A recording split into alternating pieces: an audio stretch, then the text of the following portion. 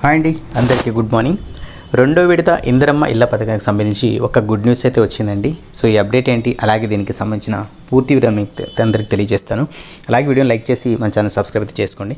ఇంకా అప్డేట్లో చూసుకున్నట్టయితే రెండో విడత ఇందిరమ్మ ఇల్లు మంజూరులో కొన్ని వెసులుబాట్లను కల్పిస్తామని చెప్పేసి మంత్రి పొంగులేటి తెలిపారు. అలాగే గోడలు బేస్మెంట్ లెవెల్ వరకు పూర్తయిన హౌస్లతో పాటు స్లాబ్ లేని వారికి ఇందిరమ్మ ఇళ్లను మంజూరు చేస్తామన్నారు. అలాగే ఒకే స్థలంలో అన్నదమ్ములు 1+1 పద్ధతిలో కట్టుకునే అవకాశాలను కూడా పరిశీలిస్తున్నట్లు చెప్పారు.